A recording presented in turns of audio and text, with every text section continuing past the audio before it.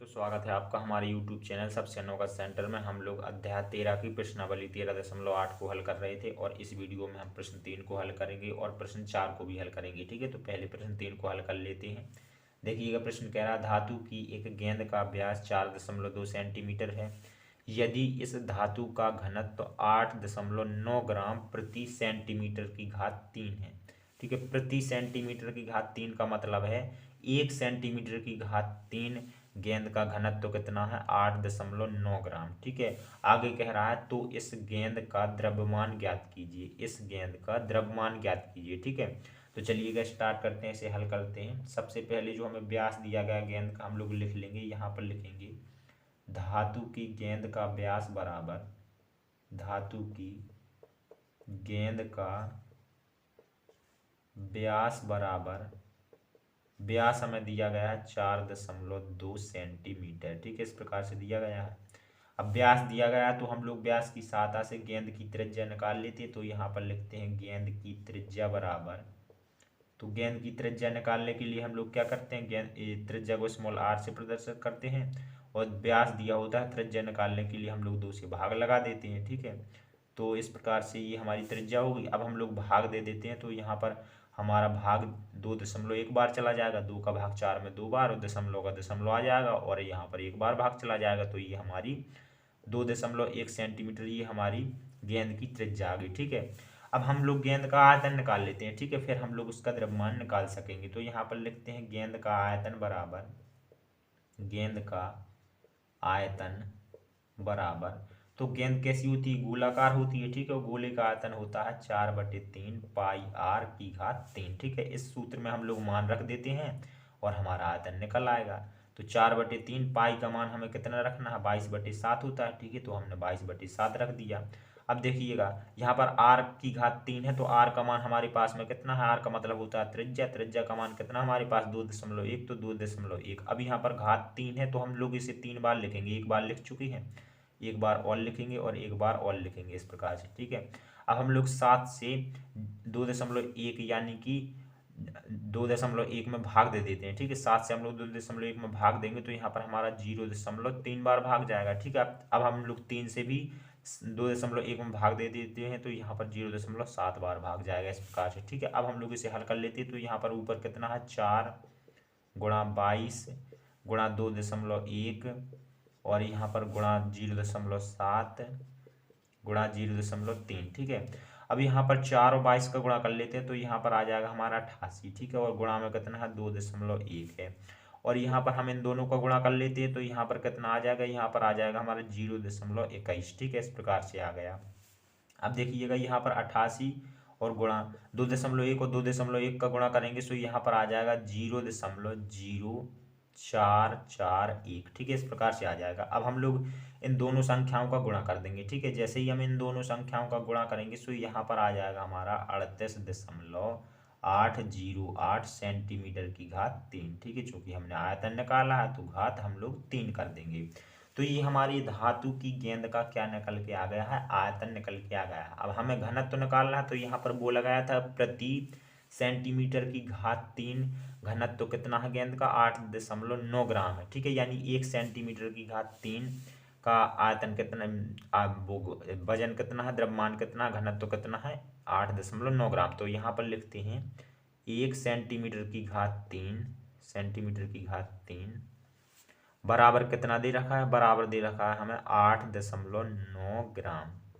तो हमारे पास में कितने सेंटीमीटर की घात 3 है, हमारे पास में 38.808 सेंटीमीटर की घात 3 है। तो हम लोग इस संख्या से दोनों तरफ गुणा कर देंगे। ठीक है, तो 1 में गुणा करेंगे तो यहाँ पर यही संख्या आ जाएगी, यानी कि 38.808 सेंटीमीटर की घात 3 और यहाँ पर कितना आ जाएगा 8.9 गुणा 38.808। ठीक है, अब हम लोग क्या करेंगे, इन दोनों संख्याओं का गुणा कर देंगे तो यहाँ पर आ जाएगा हमारा 345.39 ग्राम। ठीक है, ये हमारे द्रव्यमान आ गया धातु की गेंद का, जो प्रश्न कह रहा था। ठीक है, जो इस प्रकार से हमारा प्रश्न 3 कंप्लीट हो जाता है।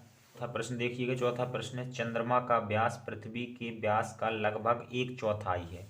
चंद्रमा का आयतन पृथ्वी के आयतन की कौन सी भिन्न है। ठीक है, यानी कि हमें क्या निकालना है, चंद्रमा और पृथ्वी के आयतनों का अनुपात निकालना है, ठीक है। और हमें बताया गया है कि जो चंद्रमा का व्यास है वो पृथ्वी के व्यास का लगभग 1/4 है, ठीक है। तो यहाँ पर देखिएगा, इसे हल करते हैं। सबसे पहले तो हम लोग क्या करेंगे, हम पृथ्वी का व्यास कुछ मान लेंगे, ठीक है। यहाँ पर मान लेते हैं, माना माना पृथ्वी का व्यास बराबर, चूंकि हमें व्यास दिया नहीं गया है तो हम मान लेंगे पृथ्वी का व्यास बराबर, हमने कैपिटल डी मान लिया, ठीक है। व्यास को हमने क्या मान लिया, डी मान लिया। तो चंद्रमा का व्यास कितना हो जाएगा, तो चंद्रमा का व्यास बराबर, तो चंद्रमा का व्यास हमें बोला गया था पृथ्वी के व्यास का 1/4 है, यानी कि d/4 ये चंद्रमा का व्यास हो जाएगा, ठीक है। अब हमें पृथ्वी का व्यास d पता है, चंद्रमा का व्यास d/4 पता है, तो इन दोनों की त्रिज्या और निकाल लेते हैं, ठीक है। तो यहाँ पर लिखेंगे पृथ्वी की त्रिज्या बराबर, पृथ्वी की त्रिज्या बराबर, त्रिज्या निकालने के लिए हम लोग व्यास में 2 से भाग दे देते हैं, ठीक है। तो पृथ्वी का व्यास कितना था, d, इसमें हमने 2 से भाग दे दिया, तो ये इसकी त्रिज्या आ गई। इसी प्रकार से हम लोग चंद्रमा की त्रिज्या निकाल लेते हैं, तो यहाँ पर लिखेंगे चंद्रमा की त्रिज्या बराबर, तो इस चंद्रमा का व्यास कितना है, चंद्रमा का व्यास है d/4, इसमें हम लोग 2 से भाग दे देंगे, ठीक है। तो यहाँ पर कितना आ जाएगा, d/8 आ जाएगा, ये इसकी त्रिज्या होगी, ठीक है। अब हम लोग पृथ्वी और चंद्रमा का आयतन और निकाल लेते हैं, ठीक है। इसकी इनकी हमने त्रिज्या निकाल ही लिया, अब इसका आयतन भी निकाल लेते हैं इन दोनों का। तो यहाँ पर लिखते हैं पृथ्वी का आयतन बराबर, पृथ्वी का आयतन बराबर, पृथ्वी कैसी होती है, गोलाकार होती है, तो गोले का आयतन का सूत्र लगा देंगे, तो 4/3 पाई r�3, ठीक है। यहाँ पर 4/3, यहाँ पर पाई को ज्यों का त्यों रखेंगे और r का मान रख देंगे, r का मतलब है त्रिज्या। तो यहाँ पर त्रिज्या कितनी है हमारे पास में, पृथ्वी की त्रिज्या d/2 है, तो यहाँ पर लिख देंगे d/2, ठीक है, d/2, और घात 3 है तो हम लोग इसे 3 बार लिखेंगे, d/2 और d/2, ठीक है। ये 3 बार हो गया, 1 2 3।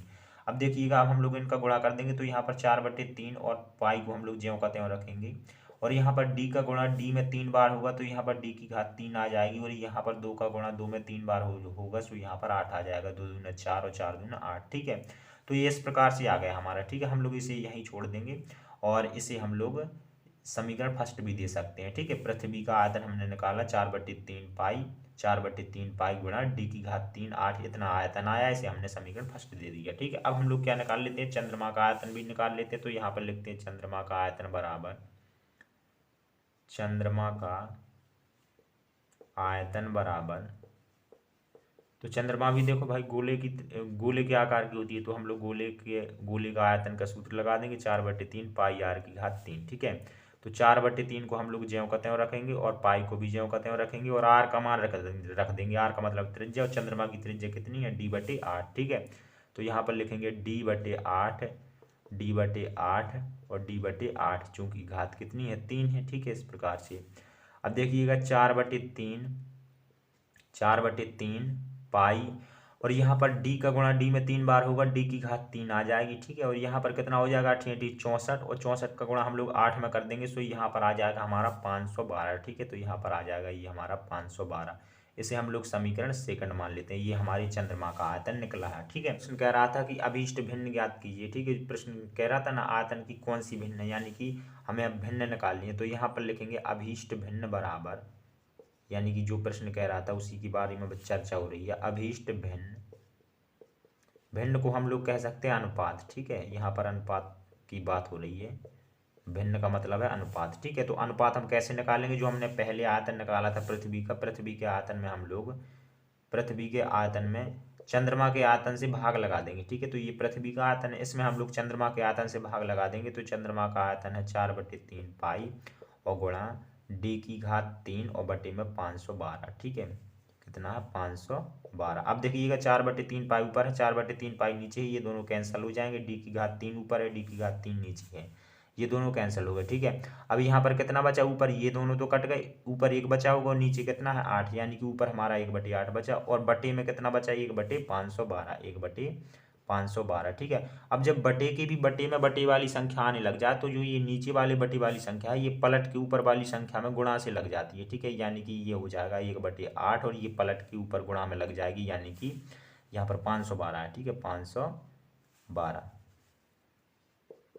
तो यहाँ पर ये हमारा 512 और यहाँ पर बटे में 1 आ जाएगा। ठीक है, ये पलट गई, 1/512 थी, हमने 512/1 कर दी। ठीक है, अब हम लोग 8 से इसे काट देंगे। ठीक है, 8 से हम 512 को काटेंगे तो यहाँ पर ये हमारा 64 बार भाग जाएगा। ठीक है, तो 64 का गुणा 1 में कर देंगे तो यहाँ पर कितना आ जाएगा, 64। ठीक है, यहाँ पर 1 बचा होगा, 1 का गुणा 1 में करेंगे तो यहाँ पर 1 आ जाएगा। ठीक है, यानी कि था हमारी भिन्न क्या आ गई, 64/1, या फिर इसे हम अनुपात में लिखना था चाहें तो 64:1। ठीक है, ये हमारा आंसर बन जाएगा। ये हमारी भिन्न है 64/1, या फिर अनुपात कह लें 64:1। ठीक है, तो इस प्रकार से हमारा चौथा सवाल भी कंप्लीट हो जाता है। चलिए मिलते हैं अगली वीडियो में। धन्यवाद।